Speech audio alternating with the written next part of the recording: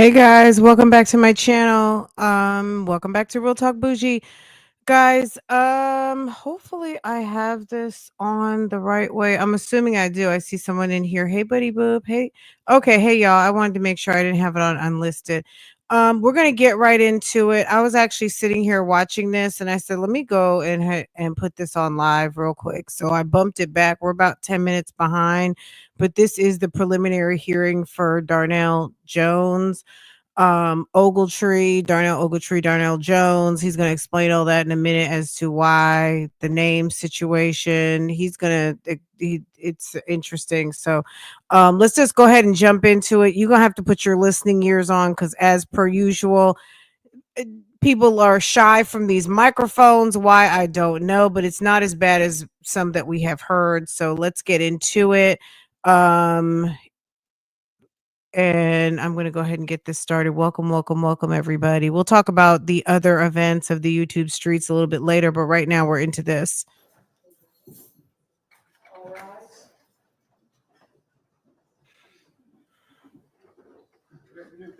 We are in Toledo, Ohio, FYI.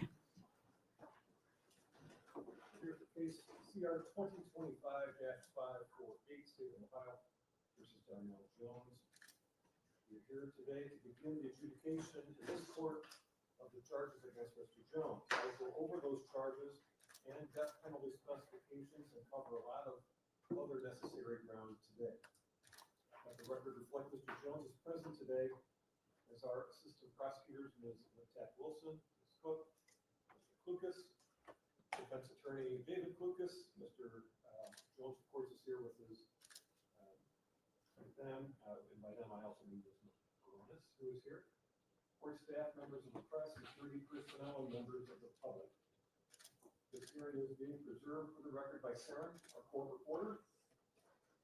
As I said, we've got a lot to cover, so I ask for everyone's patience, perseverance, and best behavior.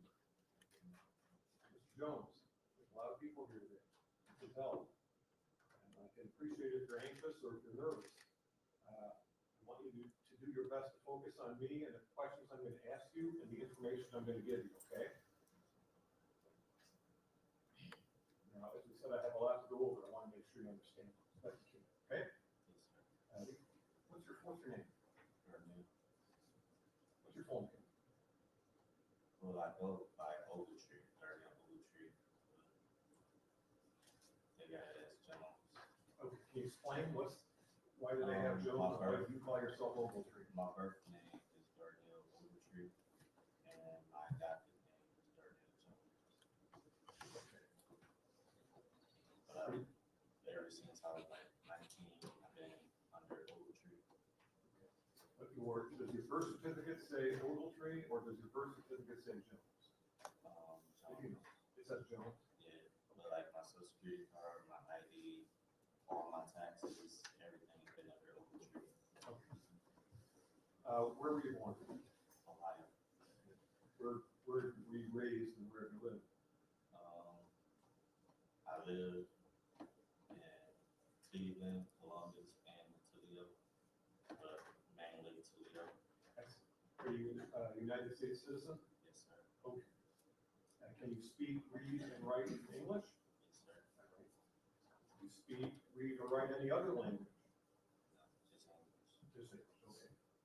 Do you have any problems reading, hearing, seeing? No. Do you wear contacts? Sometimes I wear reading glasses, but Okay, well, there's going to be some stuff to read today. And for instance, we have an indictment. You can see on the big screen there, the screen in front of you. I'm going to be reading part of that. So if at any time you need help with anything, please let either your attorneys or let me know, all right? How about hearing aids, anything like that? Can you hear me okay? I'm going to ask you that you speak up when you can, okay? Are you taking any medications? Just being meds for the accident, and they got me on some psychotic meds, anxiety. For anxiety? Yeah. Okay. Are you taking those medications pursuant to a doctor's order? Yes. Okay, you're taking them according to those instructions? Yes. All right. Do those Does it affect your ability to answer my questions? No, sir. Okay, once again, if I go too fast or you don't understand something, just let me know, okay? Fair. Have you been diagnosed or treated for any mental illness? Yes, sir. What kind? Depression, schizophrenia, bipolar, ADHD, ADD. It's been a lot.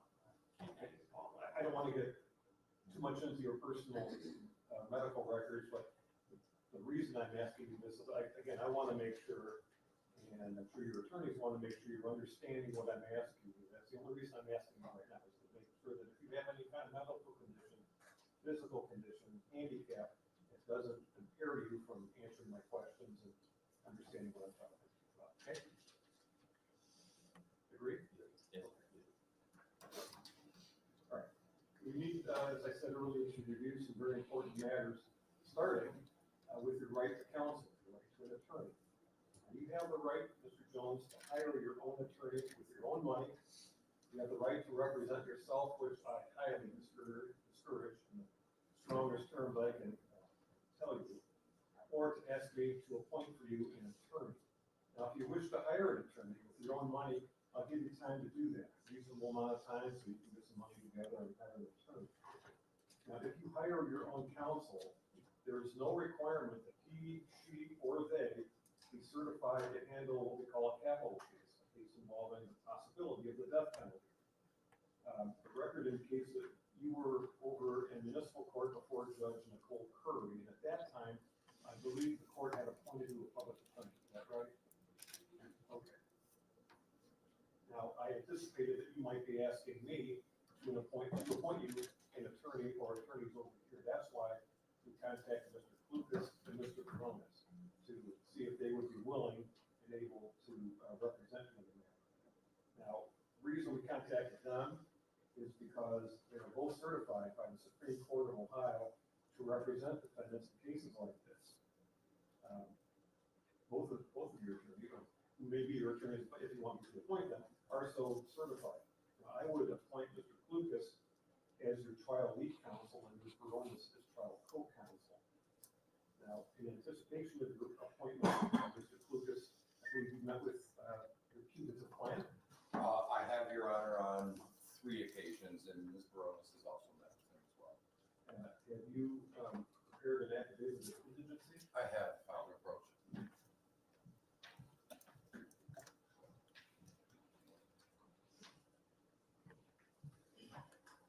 See that the financial disclosure form has been completed, and I want to ask you, Mr. Jones, I know you say you go by Ogletree, but you signed your name Darnell Jones, correct? Okay. Is your signature right there? All right. Court finds the fact, given that what you have reflected in your form, that you are in fact indigent. Court approves. You have to read it.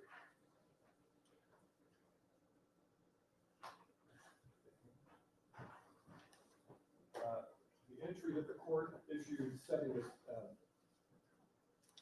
arraignment and appointment of counsel hearing references a discussion that your attorneys and attorneys for the state of Ohio had with me in chambers that was on April 24th, I believe, earlier this week.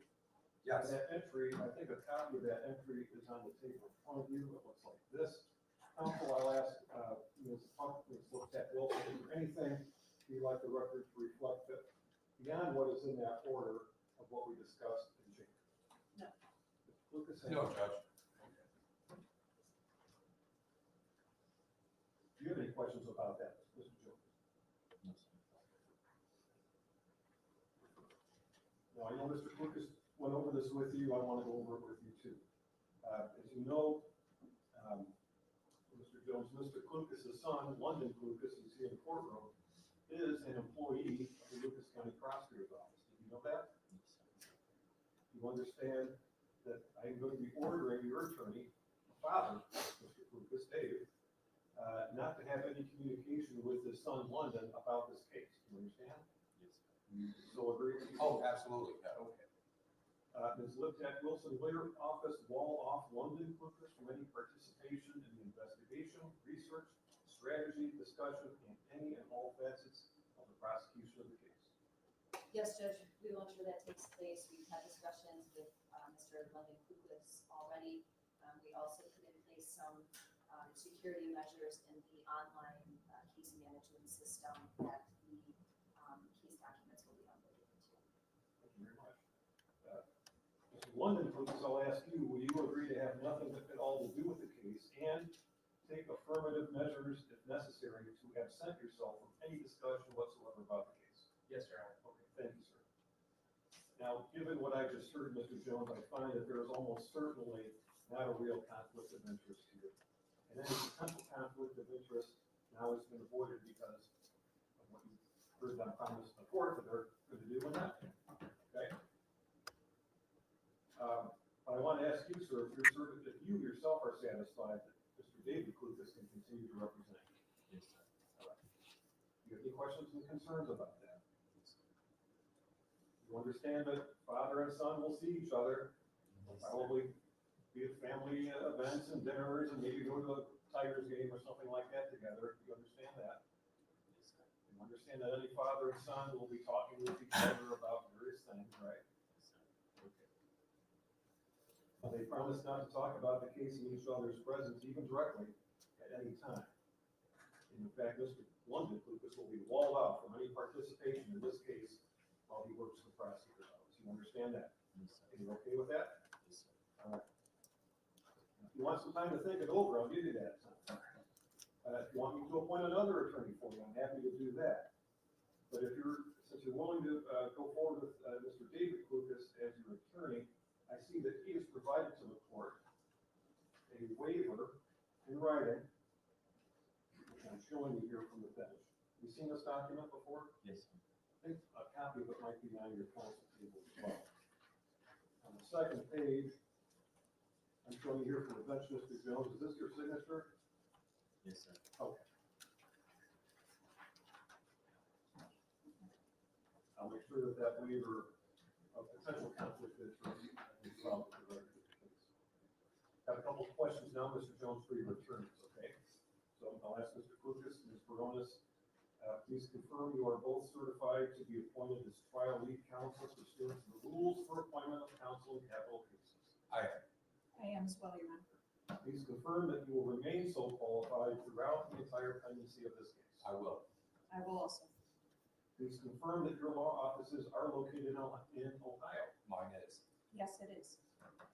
Please confirm that your workload outside this case will allow you ample and sufficient time to devote to this case, and that this case will, when necessary, take precedence over your other professional obligations.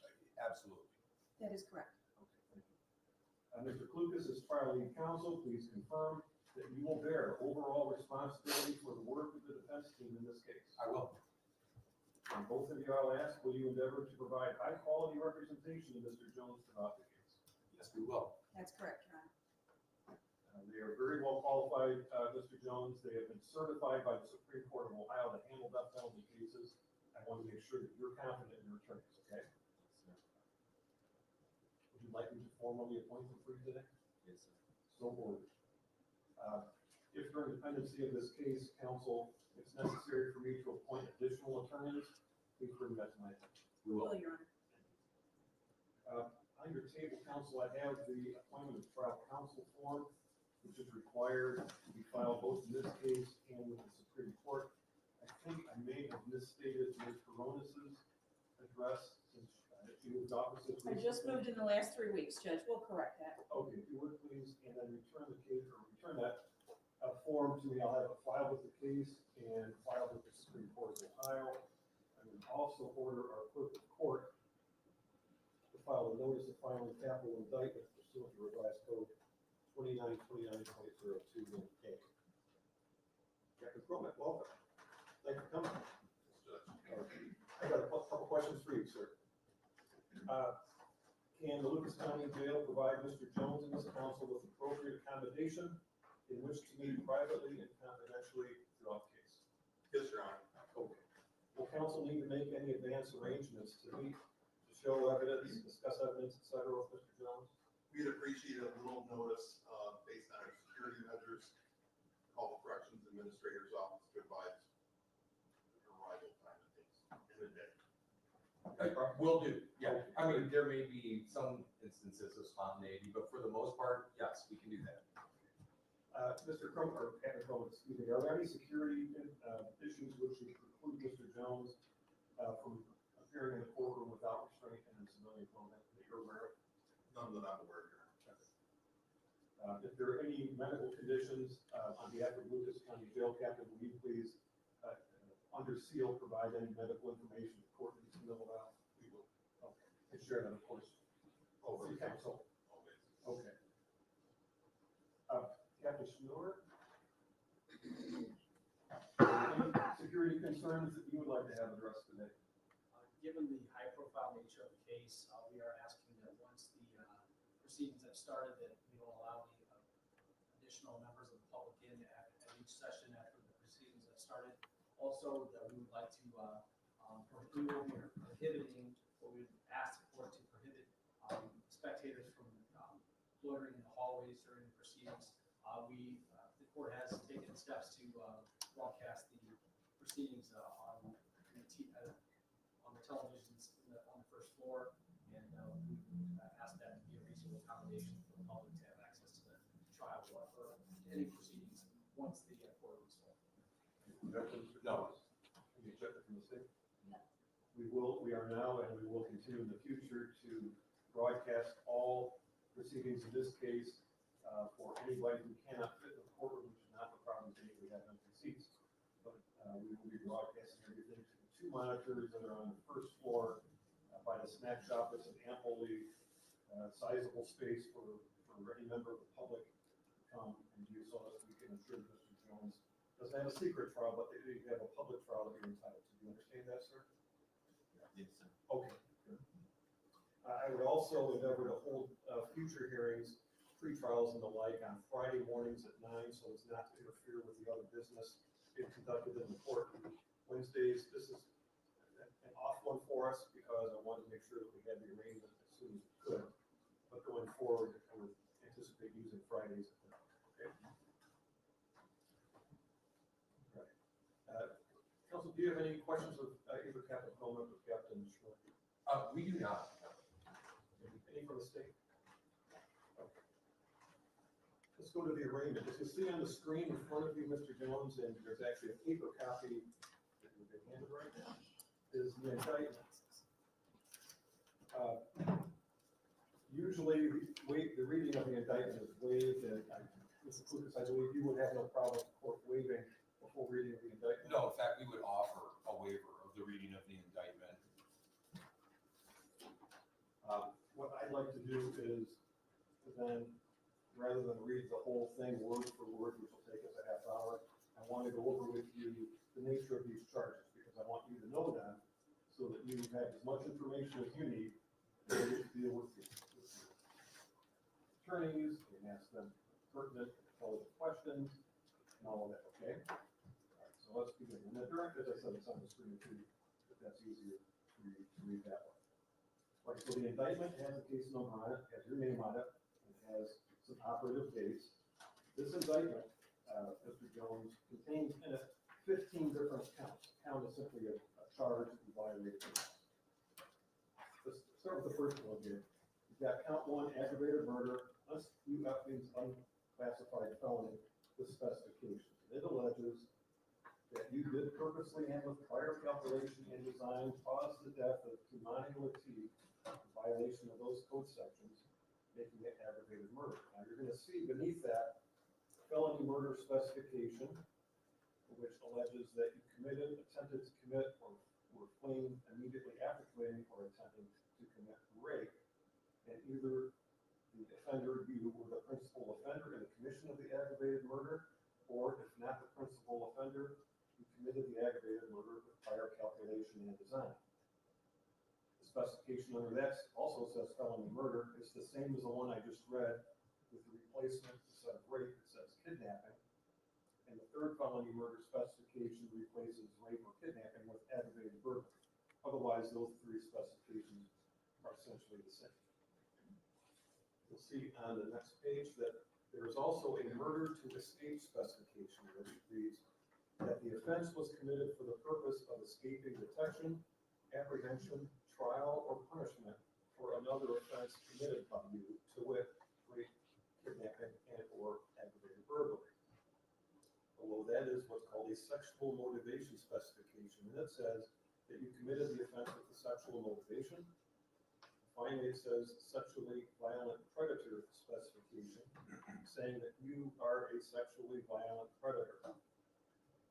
Count 2 says all of the same things, essentially, other than it alleges that you did purposely cause the death of Kei'Mani Latigue while committing or attempting to commit, or while fleeing immediately after committing or attempting to commit the offense of rape, aggravated murder, unclassified felony.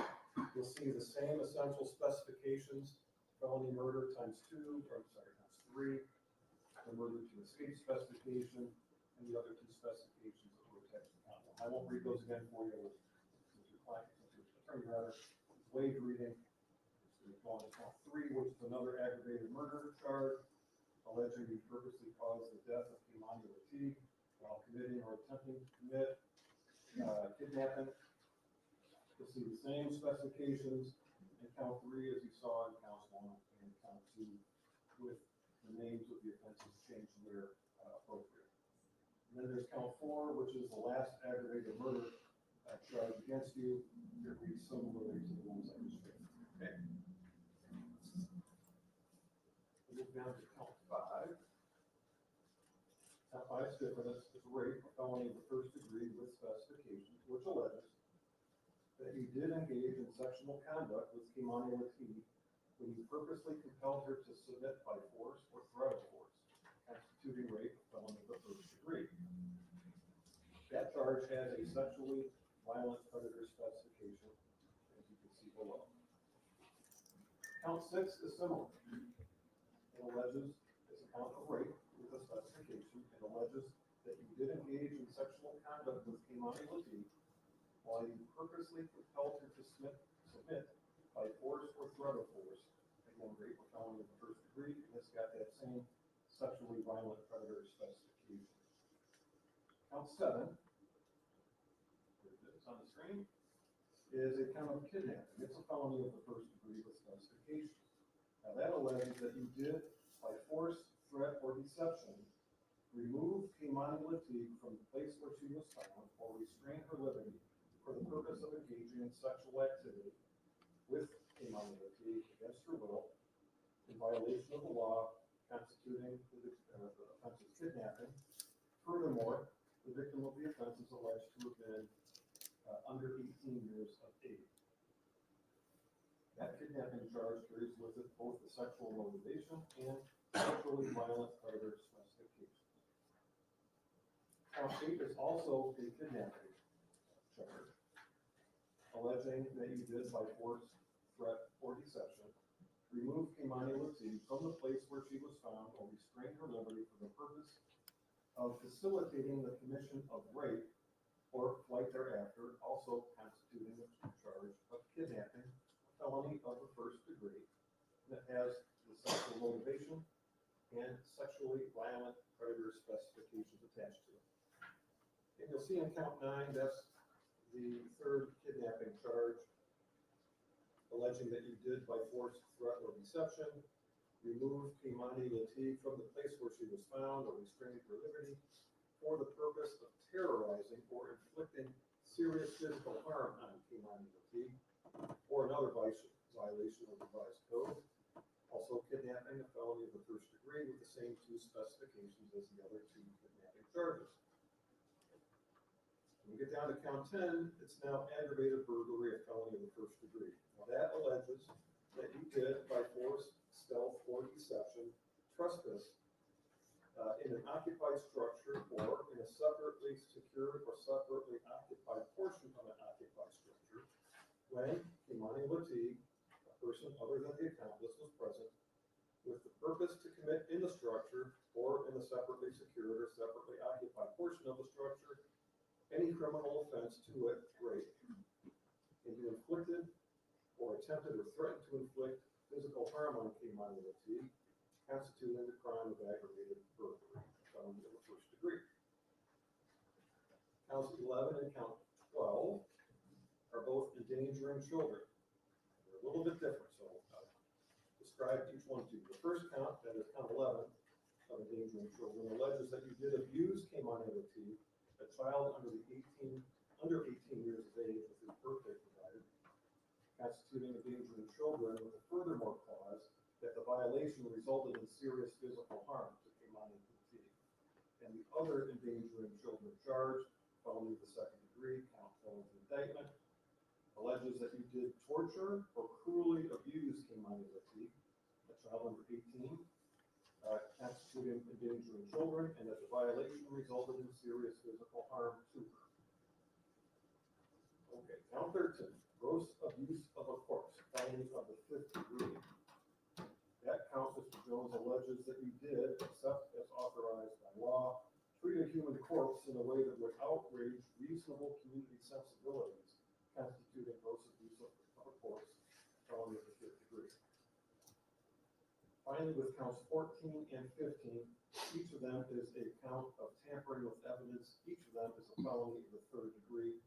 Each of them allege that you did, knowing that an official proceeding or investigation was in progress or was about to be, or likely to be instituted, alter, destroy, conceal, or remove any record, document, or thing with purpose to impair its value or availability as evidence in such proceeding or investigation in violation of the law, constituting tampering with evidence of felony of the third degree.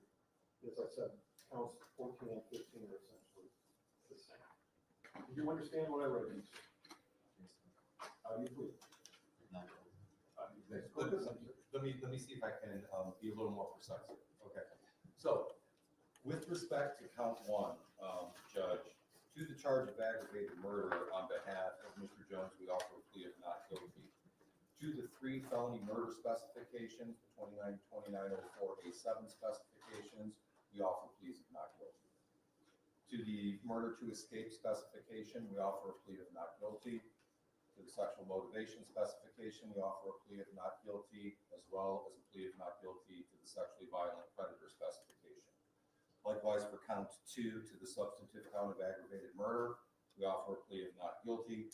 To the 3 felony murder specifications attached to that count, we offer a plea of not guilty. To the murder to escape specification, it's a plea of not guilty. Sexual motivation specification, we offer a plea of not guilty, and a plea of not guilty to the sexually violent predator specification.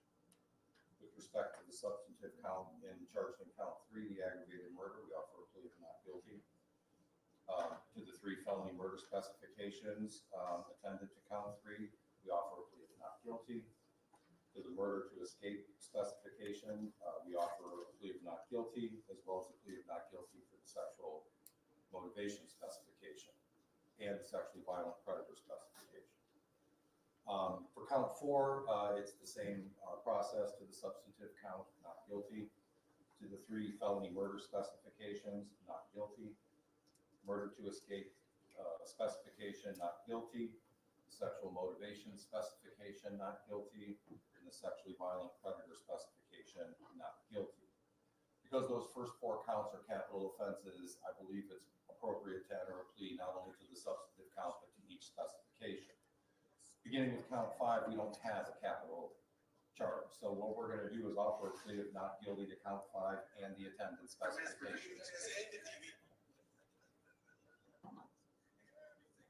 As to count 6, we're going to offer a plea of not guilty to the count and the attendance specification.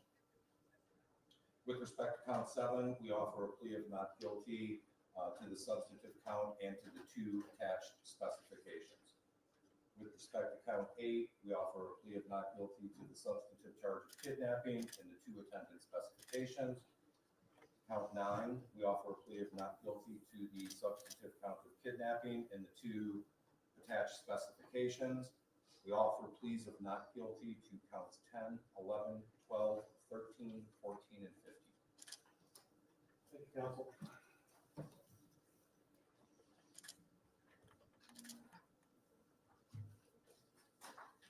Please enter into the record.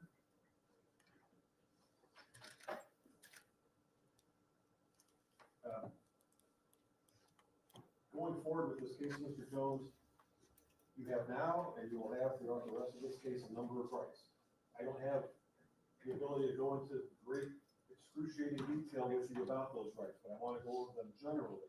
And your attorneys later can answer any questions you may have about them, okay? All right. You have the right to counsel. We talked about that already. Counsel has been appointed for you. You are presumed to be not guilty of the charges and specifications brought against you. You have a right to a trial by a jury of 12 persons who must be unanimous in their verdicts. You have the right to have the state prove your guilt beyond a reasonable doubt as to each element of each charge and each specification. You may waive your right to trial by jury and opt to have a 3-judge panel try the case instead of a jury. You have the right to confront any witness who testifies against you at trial and have your lawyers cross-examine them for you in the courtroom in your presence. You have the right to what we call compulsory processing, which uses the subpoena power of this court to allow you to have any witness you want to testify in this case for you on your behalf to be brought in here to testify for you, so you can call that witness. You cannot be forced to testify against yourself at trial, and if you chose not to testify, your silence could not be used against you in an attempt to prove your guilt. You have the right to be present at every stage of this case. You have the right to hire the services of experts if the court paying the bill for them. You have the right to present evidence and mitigation at the sentencing phase of this trial. Again, these are a generalized version of your rights. Do you understand? Okay. Remember, you can ask your attorneys at any time if you have specific questions about any one of these rights. Okay? Yes, sir. Okay. Now, as you know, death penalty specifications have been a part of this case. That means this case will be divided into 2 parts, the trial phase and the sentencing phase, if necessary. At the trial phase, the jury or the 3-judge panel will determine whether the state has proven beyond a reasonable doubt all of the elements of the charges and the specifications. If you are found not guilty of them, you will be released. If you are found guilty of the offenses, but not guilty of the death penalty specifications, you will be sentenced to a term of years in prison corresponding to the charges and the non-death penalty specifications that you were found guilty of. If you are found guilty of 1 or more of the death penalty specifications, which we also call the aggravating circumstances, and that or those aggravating circumstances are not outweighed by factors which mitigate against the imposition of the death penalty, the jury will return the death sentence. In this case specifically, Mr. Jones, it's alleged that the aggravating circumstances, as you just heard me read through the indictment, are that you committed aggravated murder and rape, kidnapping, and or aggravated burglary, and or that you committed aggravated murder with the purpose of escaping detection of having committed rape, kidnapping, or aggravated burglary. Now, the crime of aggravated murder is not by itself an aggravating circumstance. Factors mitigating against a death sentence lessen or eliminate the appropriateness of the death penalty. They can include your age, your upbringing, your criminal history, duress, your mental condition, frankly, just about anything else can be a mitigating factor. The crime itself may, in fact, be a mitigating factor. If we get to the sentencing phase, you have essentially the same rights as you do in the trial phase. If you wish to make a statement at the sentencing phase, you may do so either sworn or unsworn. If you make a sworn statement, you will be subject to cross-examination by the state's attorneys. If you make an unsworn statement, you won't be subject to cross-examination. The jury will have to decide whether the aggravating circumstances outweigh the mitigating factors. If they find that the aggravating circumstances outweigh the mitigating factors and conclude beyond a reasonable doubt that they do, they will return the sentence of death. It is then up to me to make my own determination based on a similar weighing process whether the death sentence is appropriate. If I agree with the jury, I will impose a death penalty. If I disagree with the jury, I will impose a sentence of life imprisonment. I may not impose the death penalty if the jury declines to impose it. All jurors must agree before a death sentence may be imposed. Likewise, if you choose to have a 3-judge panel instead of a jury trial case, a single judge can prevent the imposition of the death penalty. However, if all 3 judges agree to impose the death penalty, it will be imposed. And if the death penalty is imposed, this case will automatically be appealed to the Supreme Court of Ohio. So my explanation of your rights and the law and procedures concerning these charges, as I said, is basic and general. As with anything involved with the law, there are many complicated details and exceptions. I just don't have time to go over all of those with you now. I just want to give you a preliminary basic outline, okay? Yes. Ms. Liptak Wilson, Ms. Cuck, you want to be heard on bail. I know we filed a request with the court in writing. I don't know if Mr. Lucas has had a chance to review it. I have. Yes. Ms. Liptak Wilson. Thank you, Judge. Pursuant to Article 9, Section 1 of the Ohio Constitution and the case law referenced by the state of Ohio in its motion filed this morning, the state is requesting that the defendant be held without bail or bond. Doesn't that section of the Constitution require that the proof is evident or presumption greater than the commission of the offense? And you want to offer the court for the court's consideration to satisfy that prong of the constitutional requirement. Not at this time, Judge. We'll turn to counsel for the defendant to see if they have anything they would like to offer contrary to that at this time. Very well. Mr. Lucas. Judge, as the court indicated near the beginning of this proceeding, Mr. Jones is indigent. Quite frankly, bail is something of an academic issue here. There is no bail that the court is going to set that is commensurate with this case that Mr. Jones is going to make. I don't necessarily agree entirely with what the state has posited in their motion, but I do agree that Article 1, Section 9 does provide a basis to hold without bail. But I think that the case law that the state cited, there's basically one meaningful case, and it's the Reeves case. And it does say that the court can make this decision based only on the return of the indictment, but it also leaves us the opportunity to return at a later date. And I guess what I wanted to say here is that we would like an acknowledgement from the court that if the court chooses to hold Mr. Jones without bail today, that it acknowledges that the applicable law does give us the opportunity to come back and overcome that presumption. So right now, I don't really know enough about Mr. Jones to make an intelligent bail pitch. I know what kind of case it is. I know what the means are to post a bail. So I really don't have anything other than the legal argument to acknowledge that we can come back to offer the court by way of argument on bail. Yes, there. You've not received any discovery yet from the state, I presume. I've received nothing. In fact, technically, I explained to Mr. Jones that until this proceeding is over, I'm not entitled to it. So, Okay. The point is well taken, Mr. Lucas. I'm going to have the defendant remanded without bail, reserving for the defense the right to readdress bail at any time in the future.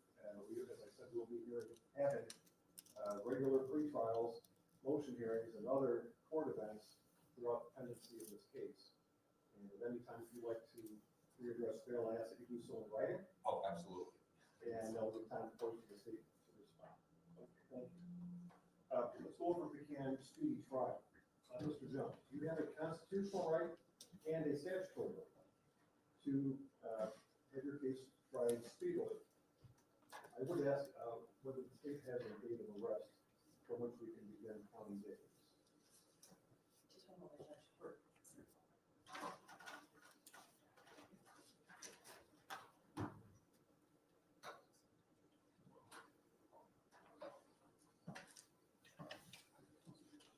March 25th, Judge was taken into custody in Columbus, Ohio. And then April 17th was brought into custody here in Wisconsin. Mr. Jones, you have the right to be brought to trial within 270 days of your arrest, but since you've been in custody continuously, each day in jail counts as 3 days. That means you have the right to go to trial within 90 days from the date of your arrest. You have a separate constitutional right to a speedy trial based on a number of factors that I would have to consider. You may waive your rights to a speedy trial after you've discussed it with your lawyers in order to provide you more time to both investigate and prepare the case for trial. Mr. Klukas, if you had a chance to discover or discuss with your client the issue of time waiver. We did, I did. And would your client be willing at this time to waive his rights to speedy trial, or would you like time to think? No, we are in a position to execute a limited waiver. That's not going to be like till the end of the case. Now, how far we're going to waive kind of depends on the next scheduling steps. The court had indicated that you wanted to do pre-trials on Friday. What we had contemplated and what I had discussed with Ms. Baronis and Mr. Jones is a 60-day time waiver, at least for 60 days for now, for us to take the temperature of the case and get some discovery and start some motion practice and get some funding. And we feel like that's a legitimate reason to waive speedy trial for 60 days. That's what we had discussed with Mr. Jones. I kind of thought the court might set a status pre-trial out that long, but I'm getting the impression that perhaps you may want to see us before then. Well, I was going to suggest that we get together on Friday, May 23rd. We have a lot of housekeeping matters to take care of. We have some scheduling matters to take care of. I'm sure you'll be filing motions galore. We'll have those that will be in some form for the court's consideration. What I'm going to suggest with that additional intelligence is that we are willing to execute a time waiver up to and including Friday, June 27th, which can then be a scheduled pre-trial date. That's a Friday. And we will re-examine time waiver at that time. But I think the court's correct. I think there's going to be a lot of tolling episodes here. And we would probably prefer to let those do the tolling rather than a waiver. But for today, we are willing to waive his right to a speedy trial until Friday, June the 27th. If you look on your desk, you'll find a draft of a time waiver that the court has prepared. And I'd ask you to please, if you haven't already, read through that, discuss it with your client. You'll note that the very last sentence says, the time waiver shall not be to a date certain. You cross that out and write to June 27th, sign initial. That sounds great. Well, yeah, we're willing to do that. Yeah. Okay. You need a moment with the client. We need a moment to do a little editing, but the time waiver itself has already been discussed. Okay.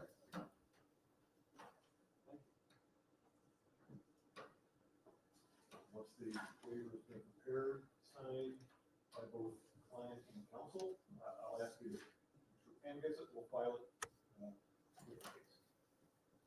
I have a question now for the prosecution, Jack Wilson or Todd.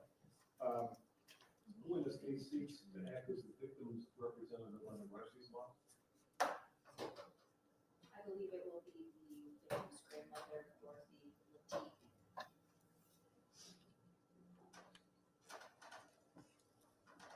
Is she present today?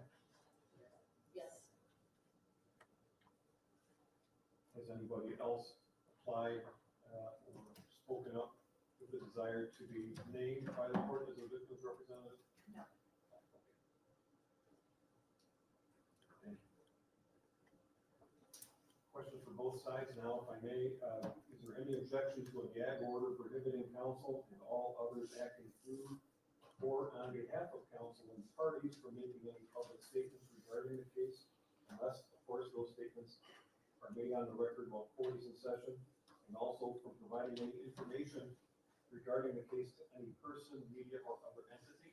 I believe Ms. Baronis and I are of the same opinion, which is we are not in the habit of making public statements anyway. So the order that the court proposes is fine with us. No objection from the state. The court will then order, it will issue a written order to that effect. And of course, Mr. Jones, so you understand the purpose of the order is to limit the effect of pretrial publicity and ensure that this case is tried right here in this courtroom, not out there in the community. I anticipate, as you all know, many motions and other documents will soon be filed. I'll be issuing some housekeeping orders regarding those, but for now, I would direct the parties to alphanumerically sequence their motions. I think there may have been some filed already, so we may have to back number those. The defendant will use numbers, the state will use letters, the court will use Roman numerals. We have a number of friends here in the media. Pam has provided you with a copy of Superintendent Rule 12, which will govern the recording, broadcasting, and photography of court proceedings. Our court administration and our courtroom staff can assist you with any issues. If you'd like to be kept up to date on scheduling, please make sure that Pam, my criminal bailiff, has your email address. Because sometimes at the last minute, we have to reschedule things and hate to have you come all the way down here only to find out that at the last minute we had to reach time. I would ask kindly that you refrain from broadcasting images of Mr. Jones outside of the courtroom and at any time that he might be wearing restraints in order to preserve the jury pool and, of course, Mr. Jones's presumption of innocence. Okay? Thank you. If I may approach with this signed waiver. Okay.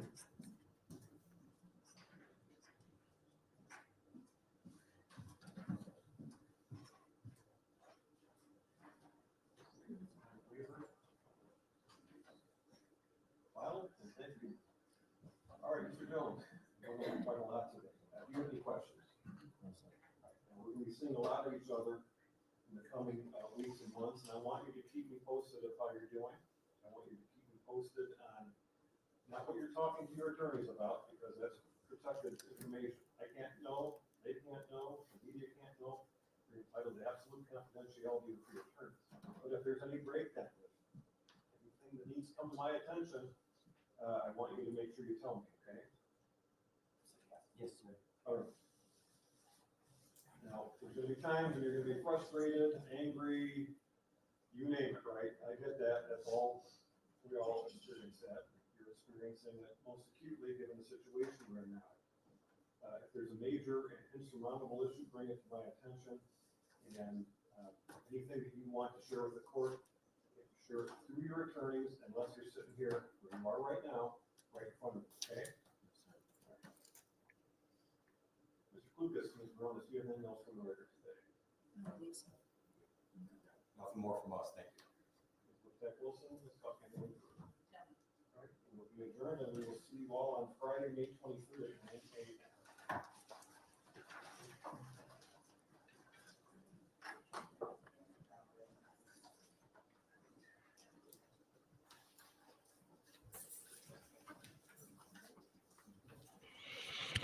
Okay. Okay. Wow. I feel like this particular courtroom is, I mean, even down to the spider plants. Look at the spider plant in the back. Okay. I mean, this courtroom is a throwback. Okay.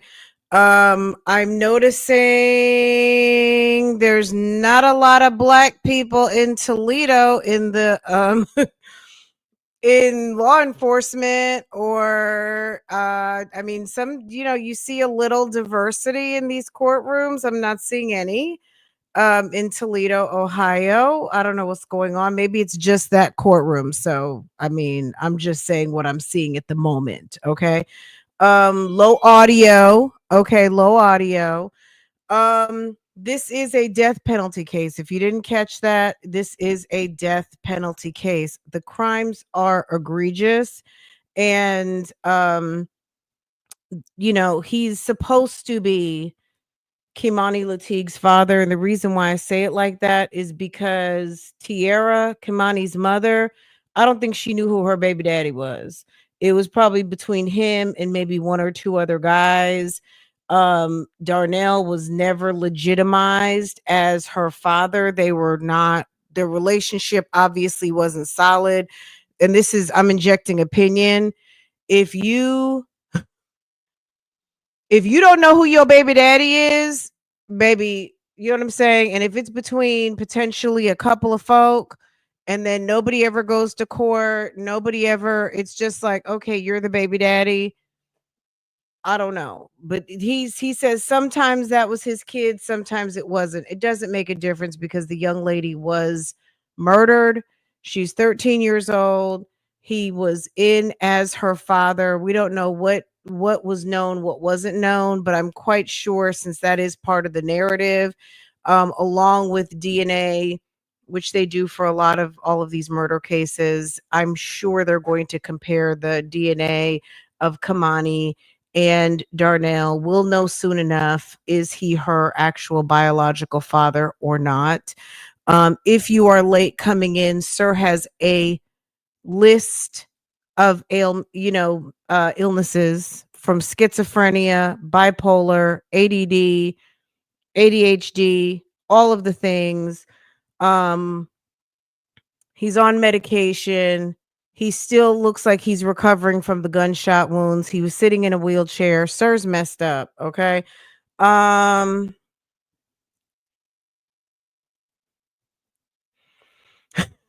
Jay Breezy, I had to read your comment. Let me highlight it. Um, we can go through this real quick. Let me run it back. It was only like 20-30 minutes. I'll make it a little faster. I think there was a certain part right here, the court appointed. So one thing you guys had a question about was the funding. Yeah, they're state funded lawyers. They're court appointed. Court appointed isn't free. So when they're probably saying funding, they're talking about their budget for investigation, all of the things that you have to do to fight a case. Maybe one day we can get a defense attorney who fights murder cases and things like that to come and tell us what that looks like if you're court appointed. Like what does the funding go to? I would imagine some sort of investigators who are going to look into everything, call your witnesses. I guess, they're going to help with the narrative of why you are not guilty, and maybe investigating some of the state's case. They said funding. Also, I guess get themselves paid, right? Because bills don't pay themselves. So they have to be paid. And I'm sure there's some sort of fee schedule for attorneys.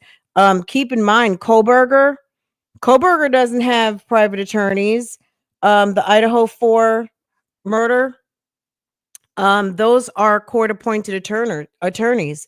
He's facing another death penalty. So that is a death penalty case in Idaho with some court appointed attorneys. So yes, it's being paid for. So let's see what's going on here when he says that he's all of the things, all of his afflictions and situations that he's got going on.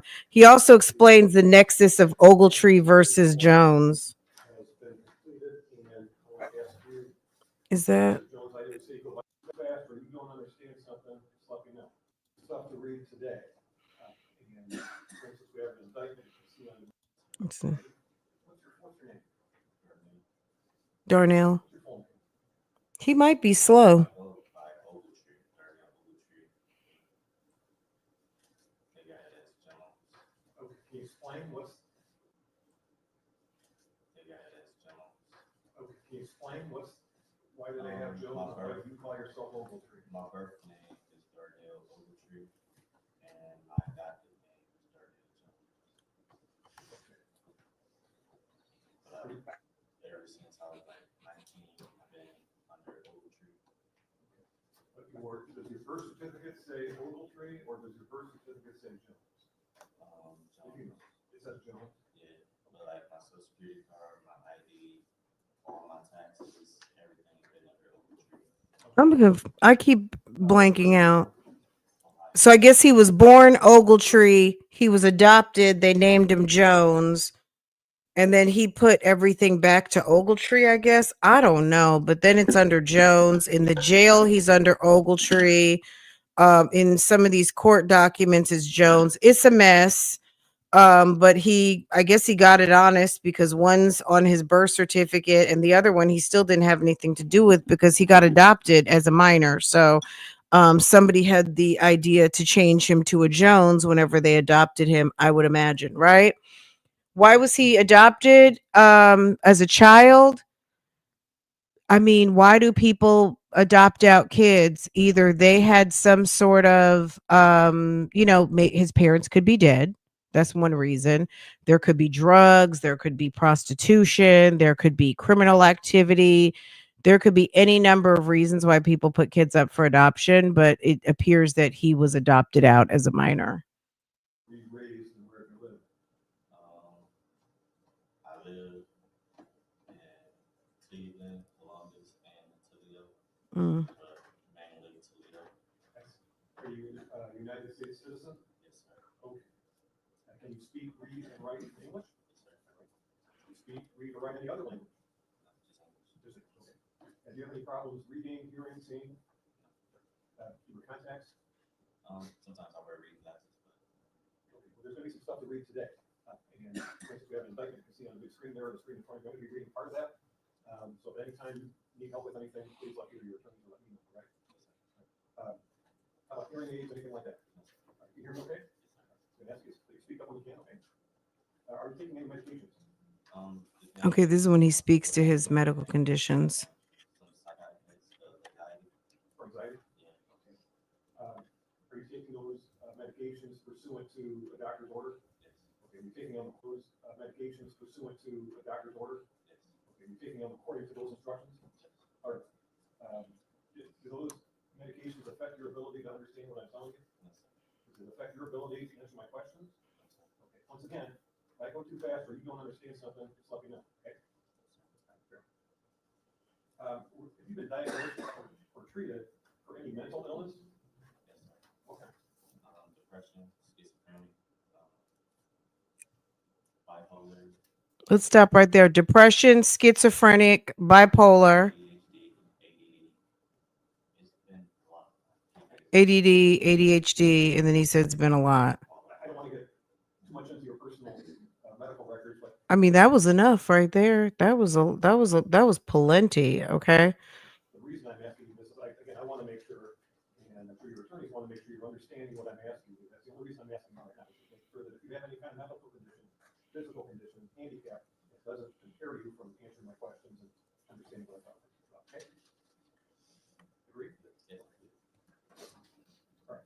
We need, as I said earlier, to review some very important matters, starting with your right to counsel, your right to an attorney. You have the right, Mr. Jones, to hire your own attorney with your own money. You have the right to represent yourself, which I highly appreciate. Okay, so we went through this part. If you're just now coming in, we scroll all the way back to watch it all the way through uninterrupted.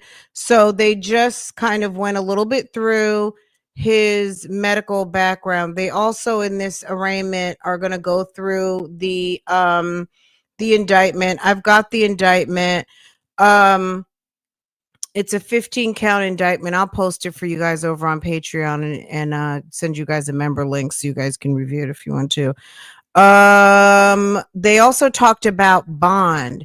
He had a $4 million bond. This guy, these, you know what I mean? These are modest income people. Anybody can afford no 10, 15% on $4 million. Okay.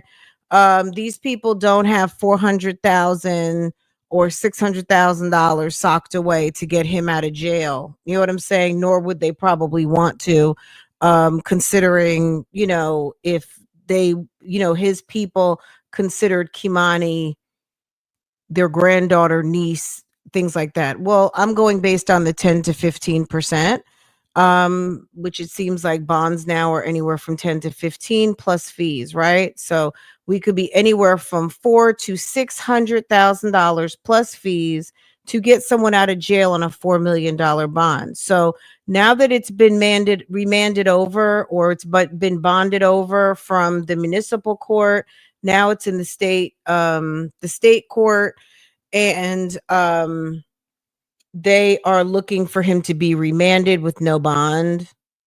So he's, he's not getting out. He's on a capital murder case. You don't get, I would imagine you don't get out on anything with that.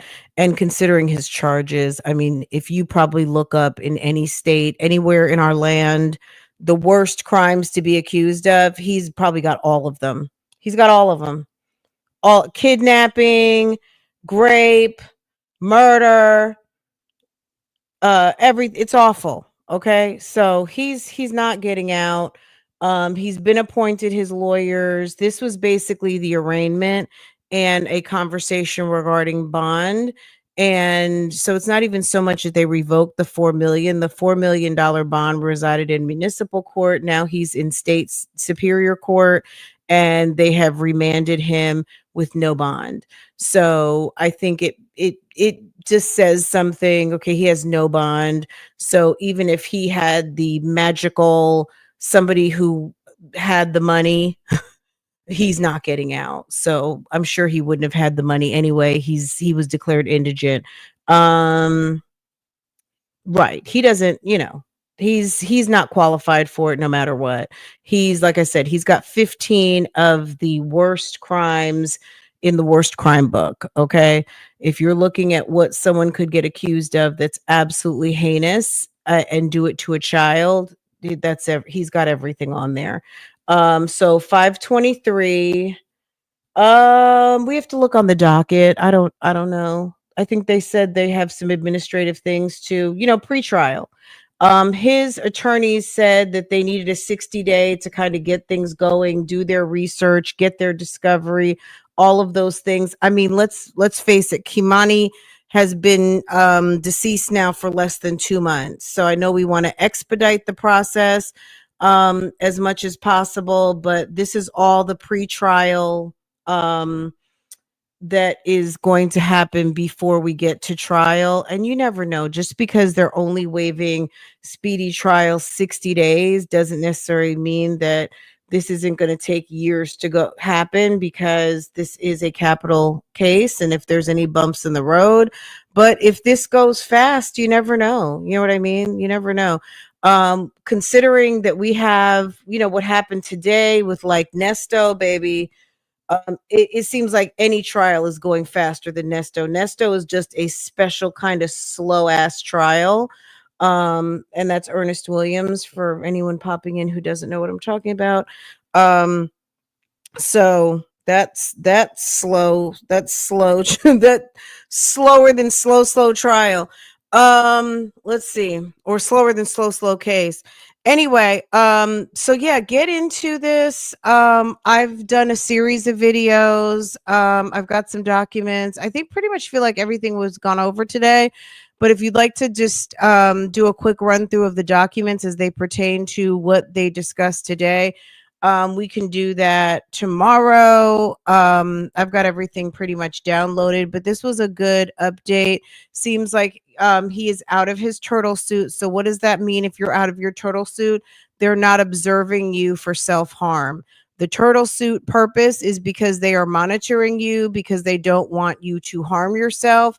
Because if you're in jail, their job is to keep you safe so that you can answer for your crimes and get to your day in court. So they're not going to keep a situation. They're not going to allow you to have an opportunity to hurt yourself. So it doesn't look like he's in he's not using the turtle suit anymore. He could have one of those body shock belts on. But considering, if you see, he's still in the wheelchair. He did look like he was still a little bit in pain, but that goes with being shot 3 times. So I'm assuming he's still healing. Maybe by the time he comes next time, he'll be, I mean, it would stand to reason in a month. He should be doing a lot better. So, if he's well medicated, I mean, a lot of people amongst us have those similar diagnoses. People can function and be normal with bipolar and all of the things. There are a lot of people who live wonderful lives with these diagnoses that were mentioned, but unfortunately untreated, unmedicated, constantly in crisis. You're going to have circumstances. Not everyone's circumstances are not going to be to the degree of Darnell Jones, but they could be grave circumstances. If you guys ever used to watch this show Homeland, if you remember Carrie, who was an FBI agent, she suffered from she was bipolar, and That was kind of one of the things, you know, she was like an amazing, she was amazing CIA. She was CIA rather, not FBI. And she was basically a spy. She was an asset for the CIA. And she sometimes would be off her meds and mayhem would ensue. Okay. It was like, oh God, Carrie's off her meds again. And she's in the middle of a war zone crisis and blacking out and acting out and crashing out and all of the things. So, was it was such a good show, wasn't it? Like amongst everything going on, and then Carrie decides to stop taking her medication. Okay. Problems. Such a good show. And it used to film here in Charlotte. So interesting fun fact. Anyway, so that's your update. I think I'm a little bit late. Well, if you guys want, let's see if they're broadcasting Donna Adelson right now. Give me just a second. Donna Adelson's supposed to be in court today. It could already be over. Charlie's mom. Let's see. I don't know. She was supposed to be in court at 4.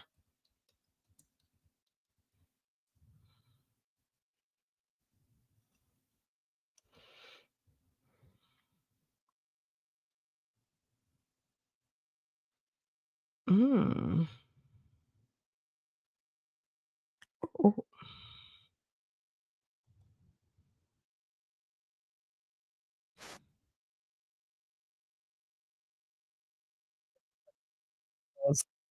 Over here.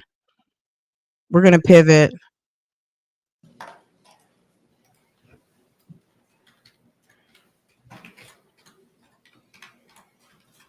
Judge been eating good, hasn't he?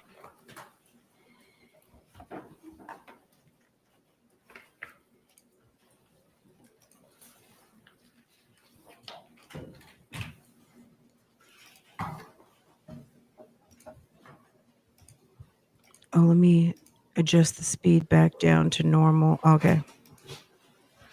All right, I'm gonna go back on silent while they're Ready? Come on.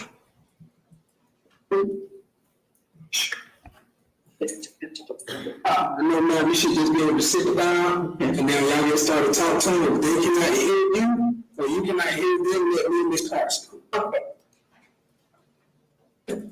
okay. What's going on here? Hold on, let's see. Adelson, can you hear me? Oh, okay. They're trying to get Ms. Adelson on the phone. Okay.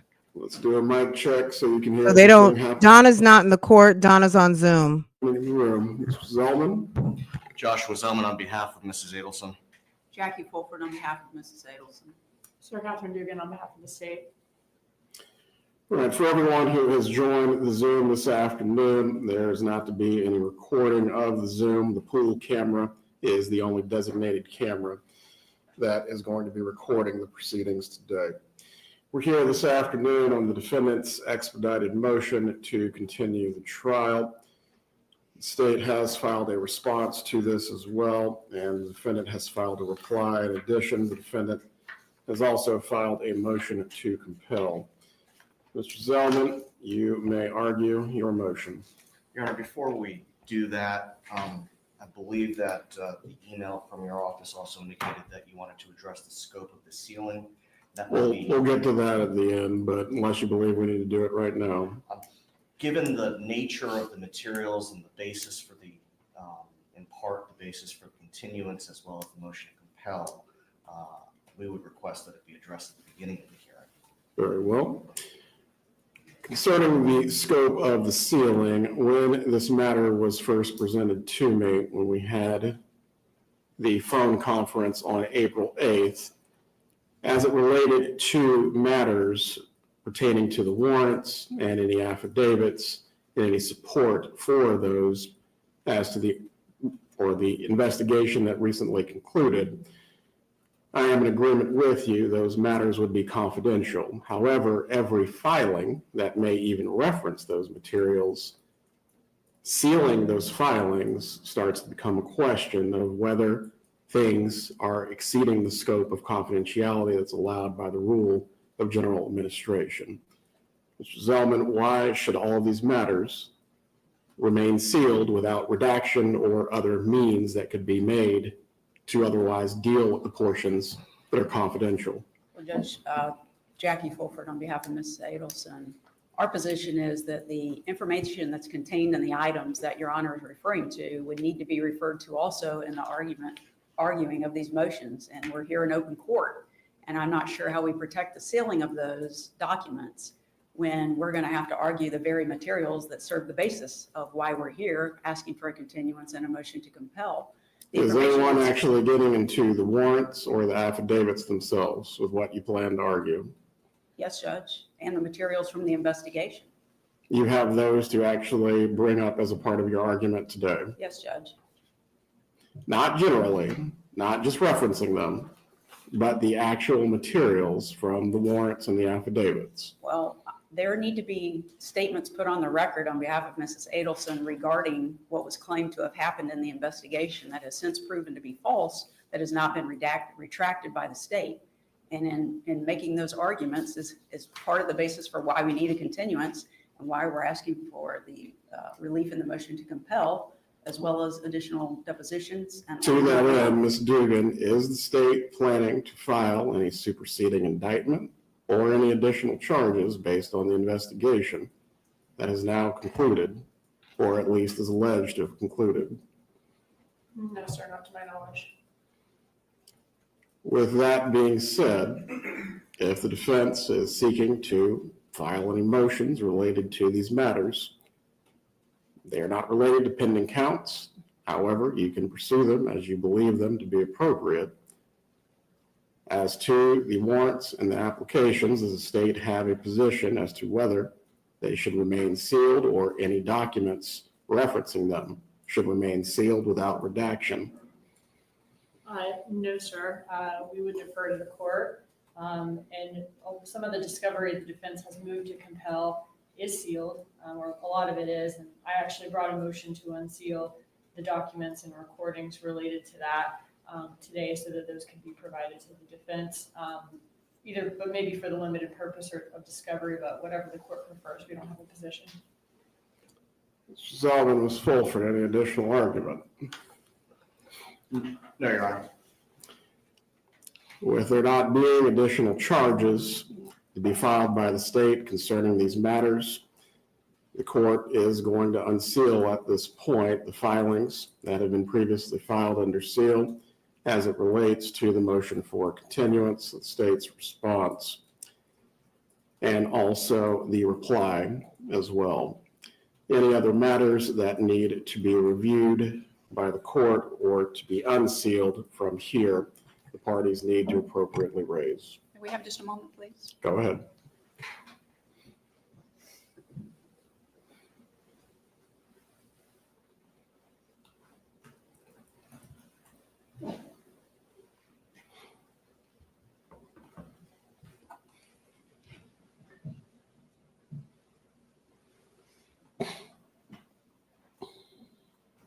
Your Honor, if I could just ask for clarification, are you indicating that you're unsealing the pleadings but not the actual underlying applications, affidavits, and warrants, or you're unsealing Not the everything? warrants, not the affidavits, not the applications, but the pleadings that reference those matters, yes.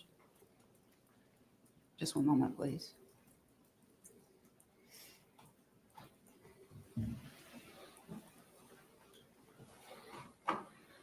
Your Honor, would you give the defense an opportunity to propose redactions to the pleadings, given that they relate directly to those underlying materials, and in fact, in some points, quote them? Absolutely. Thank you. Again, as to redacting those matters that would remain sealed, that is certainly appropriate under the rule of general administration. As to each doc or each docket entry or each document itself remaining sealed just by incorporating by. If you guys don't know who Donna Adelson is, what I'm going to say is this. So Donna Adelson is the mother of Charlie and Wendy, and there's another son who he may show up, he may not. But Donna is supposed to be the the chief conspirer in the murder of Dan Markel. Who's Dan Markel? The husband of her daughter, Wendy. Wendy and Dan were getting divorced and they weren't happy with Dan. Dan didn't want to oblige Wendy in some of the divorce settlement, namely moving to South Florida, and murder ensued basically. Charlie had a ratchet girlfriend who had a Latin King's baby father, and Katie McBonawa. And Katie, I have a theory that everybody knows a Pookie. So Katie summoned her baby daddy, and him and his friend came up and took out Dan Markel. I mean, and they've been one after one. Sigfredo, I can't remember the other guy's name. Katie, everybody's got life sentences. Charlie, life sentence. Donna was trying to get away over the Christmas, not last year, but the year before last. She was trying to go to Vietnam or something. Sis got nabbed at the airport trying to get on a one-way ticket out of the country with her husband. So she's on trial right now for conspiracy. It's kind of like a la Lori Vallow from the standpoint, not necessarily if religion had something to do with it too. They the Markells were more strict practices of the Jewish religion versus they were more modern. I guess you call them Reform Jews versus very strict. And they were not happy with the Markells at all. So anyway, that's it. That's all. Donna's on trial. Donna is in her she's all the way up in her 70s. And baby, she is on trial. It has been a mess. It's been a lot. And that's where we're at right now. So if you don't know this story, get into it. It's very interesting. The Adelsons, it's some interesting stuff. Okay. Also, if obviously you guys follow Phone Calls from Prison, a YouTube channel we love to watch. They have Charlie Adelson calls where Charlie is talking to Donna. I think specifically, I'll have to bubble it up, but there is the call that got Charlie convicted of murder, murder conspiracy, or conspiracy to commit murder, is on PCFP's deck of calls. So if you go into the Charlie Adelson folder, they have them listed, and there's one I think that says like specifically like this is the call that got Charlie convicted of murder. Reference those matters. I believe that's getting a little bit further than what the rule requires. Yes, sir. Mr. Zeldin, you may make your argument at this point. Your Honor, the expedited motion to continue that was filed on April 20th. Okay, I'm gonna interrupt one more time because we'll never get through it. If this is going for a while, I have to go pick up Boo Boo from practice. So I'll have this running. But you guys know what to do. This is another, so back to your point, Larissa, this is one of these instances where they tried to give Katie a plea deal. They offered her like something minimal in relation to life. Okay. Like, let's say 10 years. I forget what it was. So forgive me, any of you, if you're a Adelson purist, and I'm skinny on details right now. They offered her a deal, Katie McBonawa, and she turned it down, and she got a life sentence like Sarah Boone. You know what I'm saying? Like, baby, if you know that you know that you know that you know, you might want to take them deals. Okay. If you know that you know that you know that you know that you're innocent, well, then handle yourself accordingly and stay prayed up. But if you are just trying to skate by, baby, they're giving out life sentences like candy now. Okay, let's get back into this hearing. Let's see what's going on. By the way, this is Donna's second set of lawyers. I'm not even going to get into the reason why she has a second set of lawyers right now. That's a whole conversation, but this is her second set of lawyers, and they are trying to get to trial. And Wendy, they're working on, Wendy will be next. 21st. Katie could have been Try to home with her kids. make my Absolutely. arguments as clear as possible in the written pleadings. What has come out about 3 weeks ago is the state conducted this additional investigation into allegations. As part of that, they obtained additional records. We also learned approximately 2 weeks ago during Investigator Newland's deposition that the state had not given us materials that had been given to prior counsel. So we've been asked to trust without the ability to verify. And in fact, months ago, I asked the state for a list of the materials, everything that they had, everything that Corbett had, so that we knew if we had received everything. And they did not provide that to us. So now we have received, from the materials we received over the last few weeks, it appears to be over 100,000 emails. We have purchased 3 pieces of software in addition to the software that we used previously, trying to. Is this to sort through or sift the emails? Some of it's to open it, some of it's to sort through. Yes, Your Honor. Go ahead. None of them are very effective at doing that. So we've actually engaged a e-discovery platform to assist us, but that hasn't even been set up yet. That was a decision that we made last night after trying the additional piece of software yesterday. In addition to that, we have new cell write extractions from Mrs. Adelson's phone. I understand in the state's response to the motion to continue that they don't intend to use any of that, but that doesn't mean that there's not something in there that we want to use. And I did want clarification on that point. As to discovery provided to prior counsel, Ms. Dugan, the response of the state is that on October 31st and November 8th, the raw data from the defendant's phone and email accounts were provided. Is that correct? Is that what your response is getting to? Is this concerning, can you tell me what? Just the raw data from the defendant's phone and email accounts? Yes, sir. Those have all been previously provided. I thought he was talking about the 100.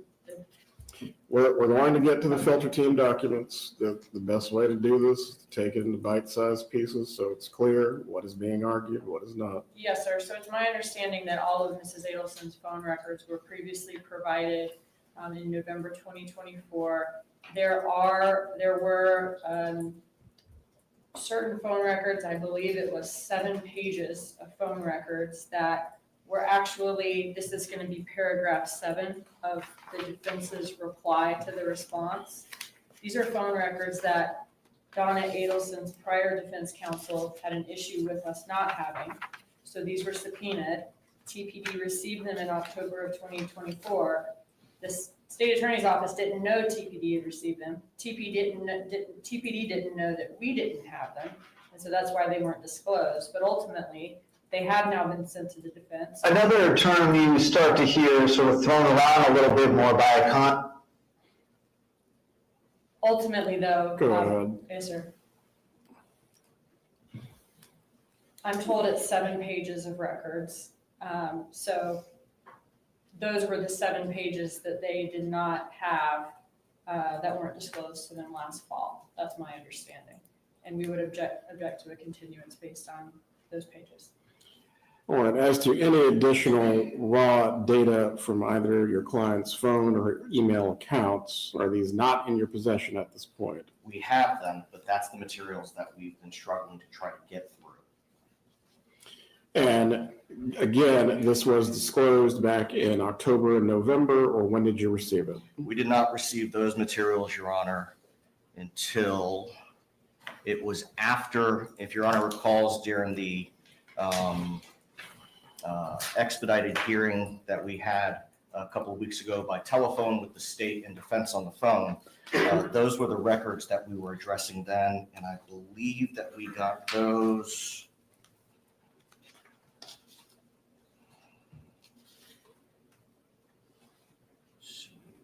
April 10th, 2025. And that's, the state actually acknowledges that in their response. All right, Mr. Zellman, you're not going to make your argument for you, but ultimately you believe you need to review these to be prepared for trial itself. Yes, and those aren't the only issues that have arisen over the last few weeks. The motion details the additional issues. But needless to say, we have spent the last 3 weeks trying to collect this material, some of which we still don't have. You're referring to the recent investigation. Yes. Go ahead. And even if the state isn't going to use the information, we still need to know the extent to which they violated, they intercepted and monitored attorney-client communications and communications that are protected by the fiduciary client privilege. We don't have all of that information yet, and they have not responded. As indicated in my reply yesterday, the state hasn't responded to those emails requesting that information. Ms. Dugan, Yes, sir. concerning the aspect of the recent investigation, which materials are yet to be provided and why? Yes, sir. May I also address the 100,000 emails? Go ahead. Okay. So those 100,000 emails are redacted privileged communications that the defense recently received that occurred between the Adelsons and prior counsel. This communication was redacted by a taint team. It's never been seen by the prosecution. The filter team document Yes, you're sir, referring thank you, to. filter team. It's never been seen by the prosecution. It's obviously privileged. We obviously do not intend to use it in our case, having never seen it. And I also can't imagine a scenario where the defense would be using it in their case.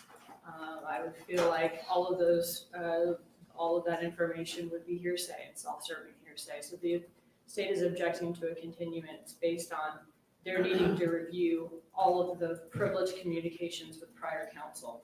When were the filter team documents provided? They were provided on April 10th during, one second, I want to double check. During Jason Newland's deposition by this defense team, somehow some question was asked where he referred to the filter team that the court referenced. And this defense team was not aware that the filter team had gone through all of those emails and kept all of the privileged emails from the prosecution team and provided them to former defense counsel. So those were then provided to this defense team. Very well. And Your Honor, I could address that very briefly. Judge, advice of counsel is something that would be relevant. It goes to Mrs. Adelson's state of mind. And if there are any emails in the records that we received 2 weeks ago that would rise to that level, then it would absolutely be relevant and admissible if it goes to her state of mind concerning, for example, her leaving the country. Well, I was going to say, particularly as to that issue, what advice she received and what she relied upon in making that decision. That would be up to the finder of fact to determine, was she relying on the advice of counsel or was she in fact trying to flee?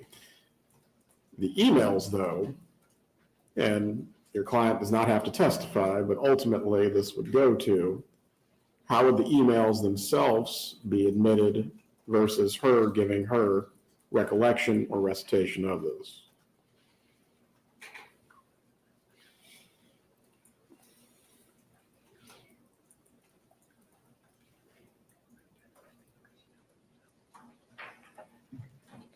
That still doesn't mean that the emails themselves would not be admissible, Your Honor. Let's put a pin in that. That Yes, would be subject to any argument in the future Yes, as to how the emails themselves could be admissible. But if your client chooses to take the stand during the trial and waives any prior privilege with Mr. Rashbaum or anyone else concerning advice that she received on leaving the country, that is certainly up to her.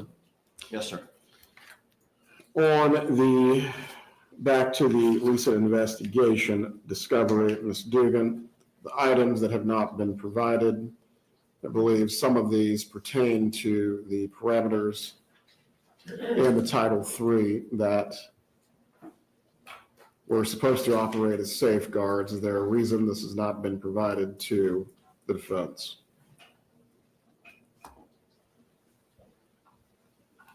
So, looking at the reply and the motion to compel, all of the things that they are requesting here as far as the minimization instructions, all the logs, all of those things, I feel, once the order to unseal has been signed, those can all be disclosed.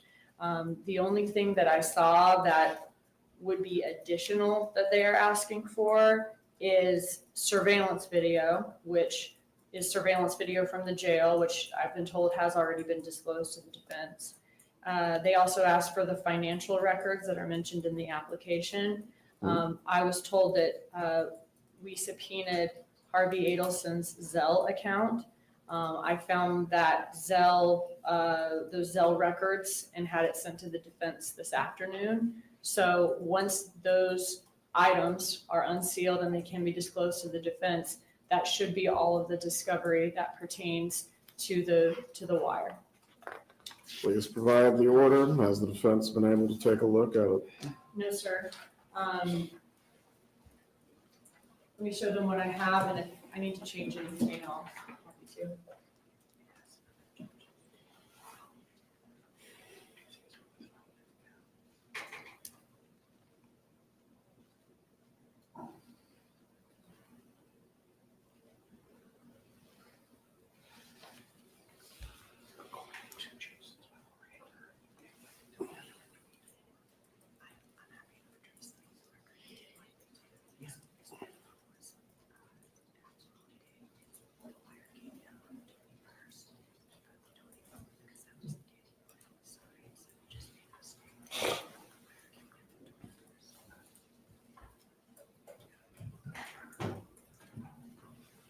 May I approach? You may. Your Honor, there was one issue that Ms. Dugan and I addressed concerning the motion and order, and it has to do with the discrepancy with Investigator Newland's memorandum, the 17-page memorandum. The memorandum that he authored indicated that the wire went down February 24th. Ms. Dugan is telling me that the wire actually went down on February 21st. So we can just make sure that that's accurate. Yes, this is one of the paragraphs in the defense's reply. That was just a mistake on the memo. The wire came down on the 21st. I believe the significance of the 24th was that was when the order was signed, and I think Mr. Newland's memo said the 24th, but it is the 21st, which is reflected in the order the court's looking at now. All right. Court will sign the order at this time. I believe that deals with your motion to compel, Mr. Zellman. May I address one more thing about the issue we were just talking about? There is obviously this new discovery from this lead that the state was alerted to last fall. We conducted this investigation and followed that investigation to its conclusion.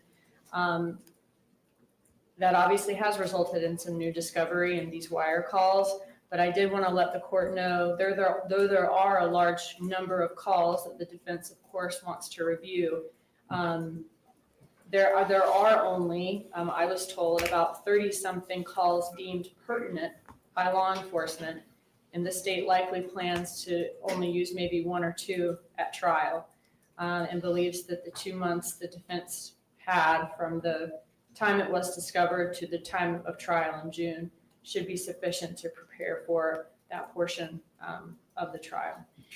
Do any of the calls that you intend to use from this recent investigation go to privileged matters or encapsulate calls with counsel? Thank you. I wanted to address that. There are no calls that were recorded between the defendant, Donna Adelson, and attorneys in this case. I specifically asked the investigator about that before the hearing. Mr. Zeldin, you may continue with your argument. Yes, Your Honor. The state has also not responded to our request to let us know if they've also been monitoring our attorney-client conferences at the Leon County Detention Center. That's a no.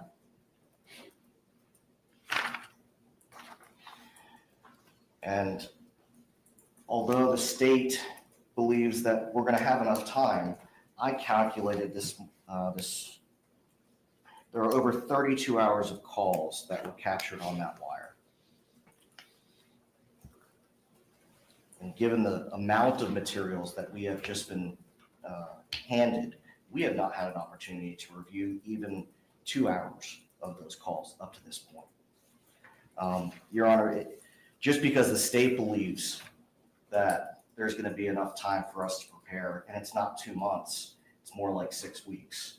There's not enough time for us to to analyze this new information, synthesize it, prepare appropriate motions. We've spent the last 3 weeks dealing with this as opposed to finalizing the motions in limine. That is an important point you bring up. Essentially, between what has been recently investigated and what the charges have been of murder, solicitation, and conspiracy from the time your client is charged, there are essentially two different pots, if you will. For the motions that the deadline was today as to the murder, solicitation, and also the last count as well, are those motions completed? No, Your Honor, we've only had an opportunity to finish 2 additional motions that have not yet been filed. And I have not had an opportunity, because we had to adjourn Investigator Newland's deposition, to finish the Frank's motion. Right. So you are in fact asking for an extension on the deadline to file your motions. We're going to need one in addition to the continuance. Yes, Your Honor. Ms. Dugan? If the court wants to give an extended motion deadline, we don't have any objection to that. We do object to a continuance of the trial and remain ready for trial. What is the defense? Well, before I come back to you, Mr. Zellman, what is the prejudice that the state would suffer if the trial is continued, Ms. Dugan? We would not Beyond just a mere objection? We would not suffer prejudice, Judge. We're just ready for trial if it goes as continued. Mr. Zellman, what would you be proposing as a date? And you also have to keep in mind, there's only so many points in the year a trial that could take either 3 weeks or more can be scheduled. And I assume you've discussed with your client if your relief is granted. We have. What that means. We have, Your Honor. And frankly, without getting through all of this new material, it's hard for us to pinpoint exactly when. I mean, we're not going to sit around on our hands and do nothing. We have been diligently preparing. We're going to continue to diligently prepare. Likely 2 to 3 months would be, I think, realistic. But again, until we get through all these new materials, it's going to be hard for me to say. Right. Concerning the motion deadline, which was supposed to be today, we'll set a new deadline, particularly as to the counts that have already been a part of the indictment and have been charged all along. The murder, the conspiracy, the solicitation, the deadline for filing any motions relating to the existing charges will be May 16th. The motion hearing that was scheduled to take place on that day, we will reschedule at a later point. Court is going to reserve ruling as to whether the motion for continuance will be granted. The parties are to confer about any redactions that you believe would be appropriate to the filings for the expedited motion for continuance, the state's response, and also the defendant's reply, and the motion to compel discovery. Any other matters that we need to address before we finish up for today? Your Honor, with respect to the motion to compel, the state has also not provided the disclosures that's required by Rule 3.2201BM concerning the jailhouse informants. We've also moved to compel that material as well. This case has so much going on. It's crazy, girl. Jailhouse informants, obviously jail phone calls, conspiracy, gangs, affairs.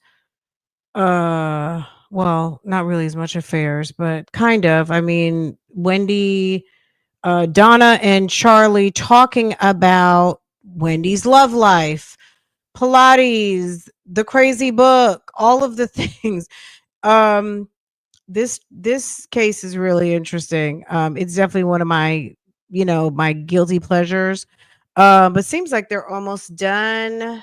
Let's see. Seems like they're going to be done soon. This shouldn't go too much longer. And then I'm going to let y'all go. Okay. But if you haven't gotten into it, now is, even though they're like 1, 2, 3, 4 convictions in, it's still not too late because Donna, the trial hadn't even got started yet. And Wendy is going to be the cherry on top because it was her husband that was killed. And Wendy maintains her innocence, that I didn't know what them fools were talking about. I didn't have anything to do with it. And on top of that, I'm not even going to talk to them anymore. She is maintaining her innocence. Okay. So it's not too late to get into this because it's very, very, very interesting. So let's finish this up and I'm gonna let y'all go. Give me a moment. I'm just going to bring up the rule.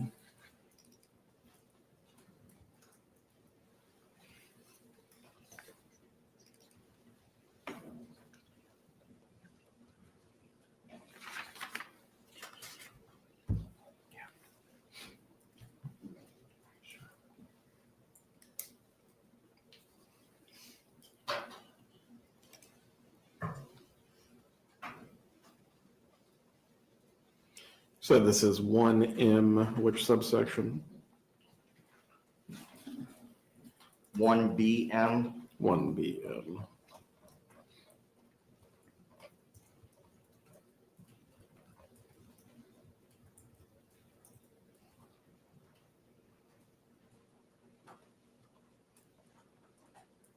Student response. I'm sorry, Judge, my, having trouble getting on the Wi-Fi. Is there, This is in the discovery rule under the prosecutor's discovery obligation. And I will quote from it.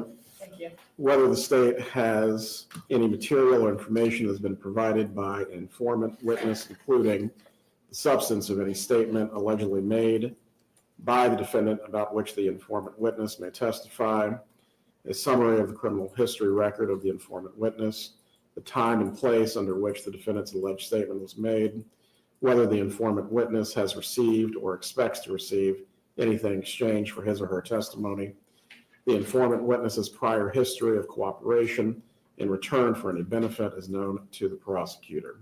Yes, sir. Thank you for that. I'm familiar with that rule, but just didn't know all of the different things we needed to show there.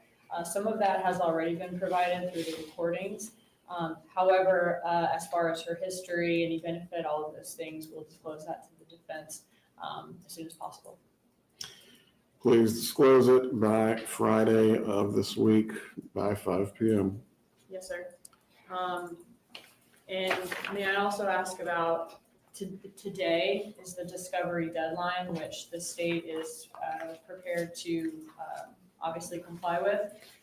As far as though now the order on the continuance maybe being later in the week, would it be okay if we had a discovery deadline of 24 hours from the order, or would you rather keep it for today? Concerning, again, the charges that have always been in place, the murder, the solicitation, and the conspiracy, is either party seeking more discovery on those charges that has not already been addressed up to this point? Judge, the issue with complying with today's deadline is we have spent the last 3 weeks dealing with these other issues. We have not. Not the motions. I'm saying, are I'm you not- seeking additional discovery on the indictment charges? We are not going to be able to meet the deadline to provide the state with our discovery because we have been focused for the last 3 weeks on other issues. Ms. Dugan?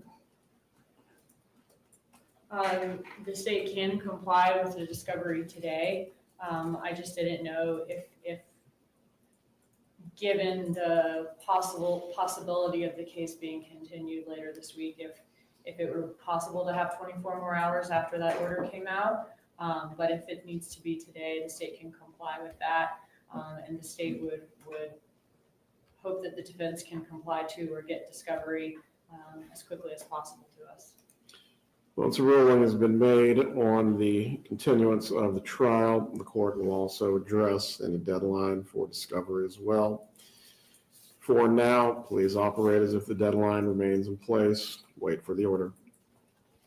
And Judge, I just want to make it very clear, there's no way we're going to be able to get it done, even if we were to work straight through till midnight. Again, Mr. Zellman, as to that, what can be filed, please do. Yes, sir. I will let you know once we have a motion, or excuse me, once the order is on the motion to continue, whether the deadline for everything else related to today's deadline applies as well. Yes, sir. We are in recess.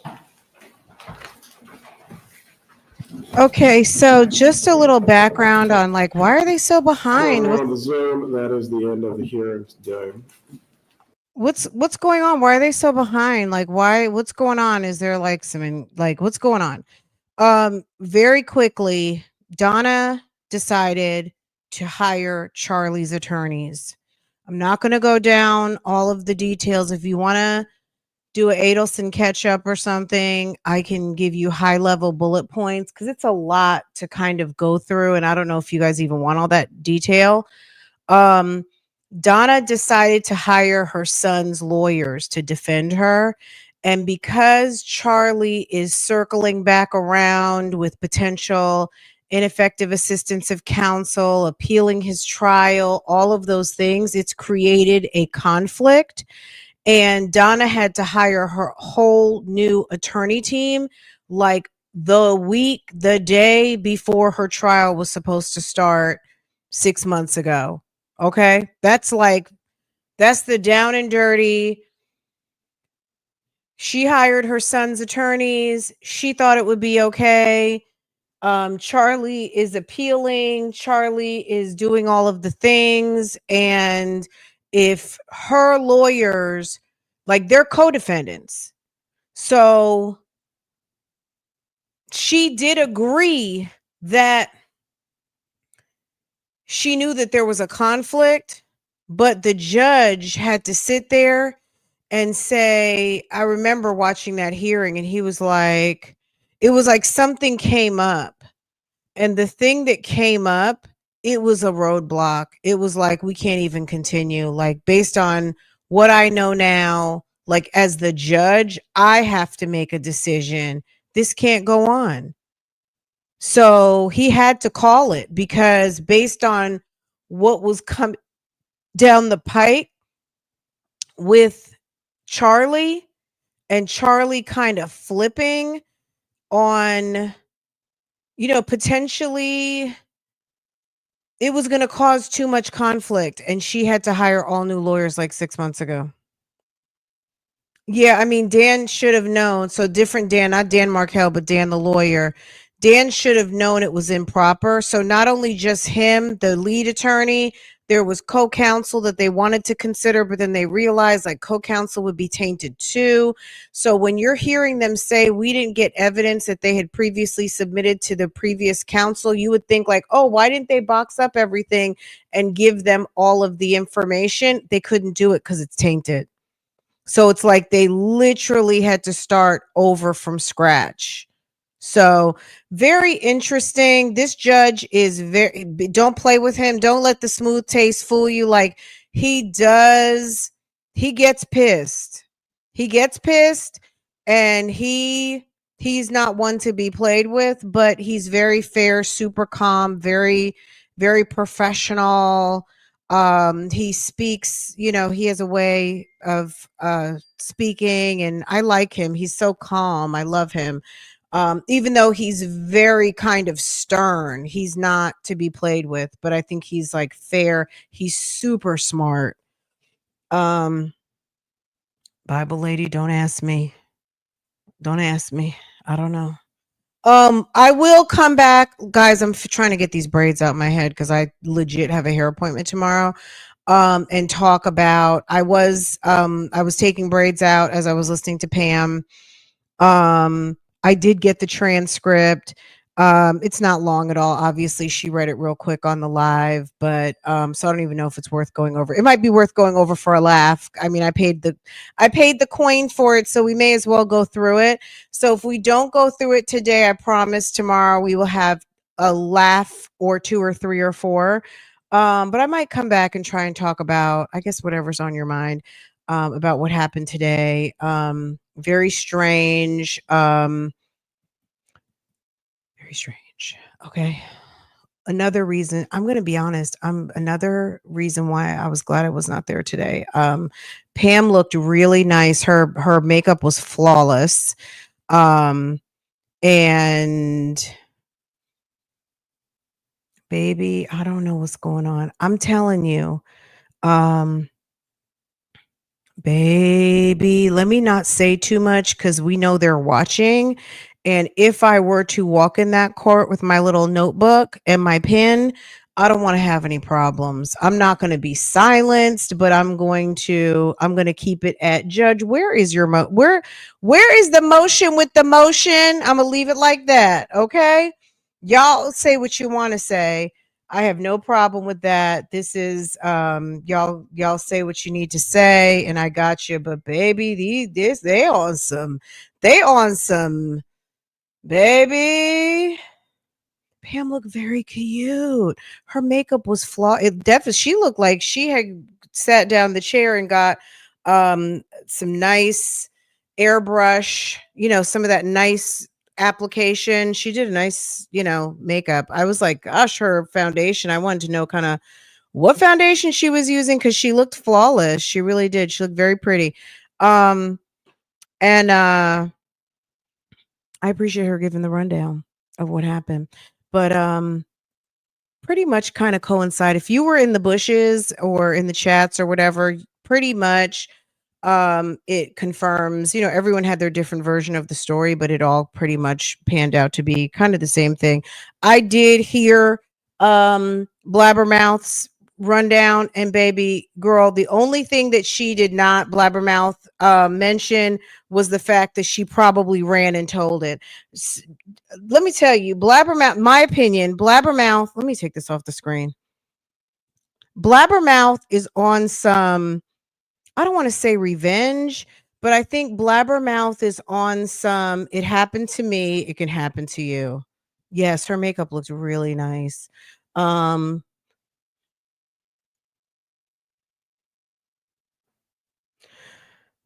Okay, let me go get Boo and I will come back and talk to you guys. I need to think of okay, what exactly are we talking about? The events of today. Yes. Okay. The events of today. Let me make some more headway. And then you already know, girl, dinner, it's chow time. I have to get chow ready. Let me go get something out the freezer too, and hope pray it will be thawed out in the next hour. Let me when will we start dinner on time, baby? Do any of you guys watch Cassie Thorpe? She is the self-diagnosed luxury addict. And she's always like, when do we go to rehab? Never. I'm thinking to myself, when will I ever get dinner ready on time? It ain't happening.